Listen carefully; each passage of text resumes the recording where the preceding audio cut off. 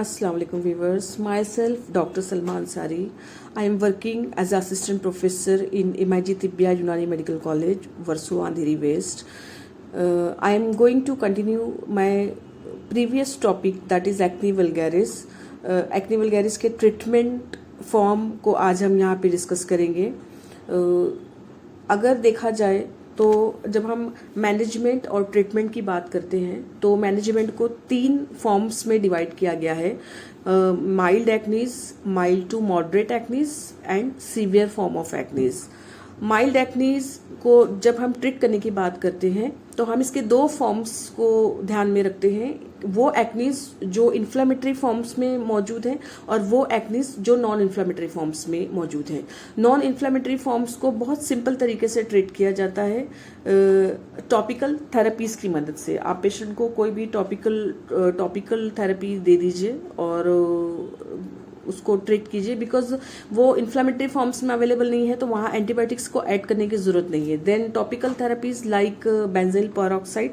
Benzyl peroxide is having anticomedogenic effect, then antiseptic effects. इसके बाद हम इसके अलावा हम एजिलिक एसिड को ऐड कर सकते हैं. Azelaic acids are antimicrobials with anticomedogenic actions.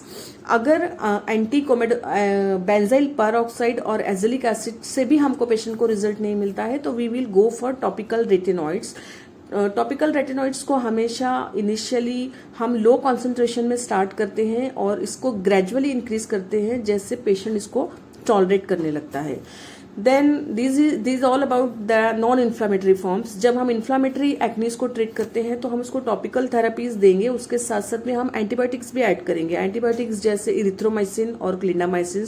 इसके डोजेज इस तरह है कि आप इरिथ्रोमाइसिन 250 mg से 500 mg के फॉर्म में TDS और QID पेशेंट को ऐड कीजिए और क्लिंडामाइसिन के भी इसी तरह के डोज आप ऐड कर सकते हैं. तो टॉपिकल थेरेपीज विथ एंटीबायोटिक्स, इन दोनों के कॉम्बिनेशन के साथ आप पेशेंट को ये थेरेपी स्टार्ट कर सकते हैं. Then we will come for moderate acne. Moderate acne में हम पेशेंट को इन्फ्लामेटरी और फॉर्म्स को हम जब ट्रीट करते हैं तो इसमें सिस्टमिक एंटीबायोटिक्स को ऐड करते हैं. जैसे इन्फ्लामेटरी फॉर्म्स को ट्रीट करने के लिए टेट्रासाइक्लिन, ऑक्सीटेट्रासाइक्लिन यूज करिए. Tetracycline in advocate dose go for 3 to 6 months. Oxytetracycline that is used as empty stomach. Maximum dose will be 1.5 gram per day. Then we can go for doxycycline. That doxycycline is a very good option.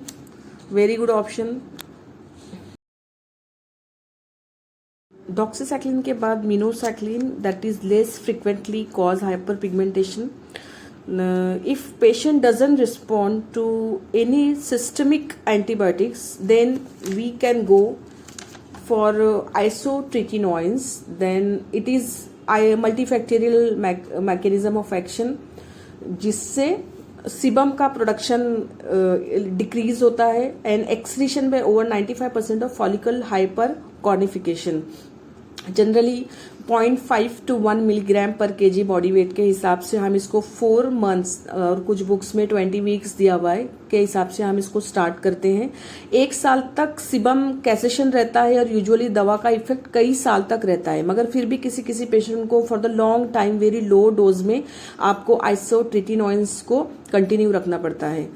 अगर इन सब देने के बाद में भी, मतलब आप patient को इरिथ्रोमाइसिन भी दे रहे हो, एंटीबायोटिक्स भी दे रहे हो, टॉपिकल भी दे रहे हो, आइसोट्रिटिनोइन्स भी दे रहे हो, फिर भी पेशेंट को इफेक्ट नहीं आ रहा है, then you can go for the systemic glucocorticoids that requires severe acne. So isotretinoins एक बहुत अच्छा ऑप्शन है जिसमें पेशेंट को बहुत अच्छा रिजल्ट मिलता है. बट इसको स्टार्ट करने से पहले पेशेंट की काउंसलिंग बहुत ज़रूरी है. प्री ड्रग स्क्रीनिंग बहुत ज़रूरी है. पेशेंट को ये बताना बहुत ज़रूरी है कि इस दवा के साइड इफ़ेक्ट्स में टेट्रोजेनिक इफेक्ट है. मतलब पेशेंट 1 साल तक दवा शुरू करने के दवा शुरू रहने तक और दवा खत्म होने के 1 साल तक प्रेग्नेंट नहीं रह सकती अगर फीमेल पेशेंट है.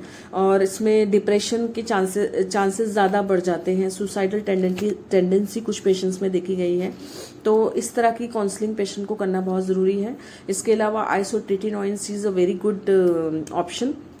इसके अलावा आप अदर ट्रीटमेंट्स में इंट्रालीजनल इंजेक्शंस के लिए जा सकते हैं, पेशेंट को उसके लिए कन्विंस कर सकते हैं, नोडुलर और सिस्ट इंसाइज्ड और ड्रेन कर सकते हैं।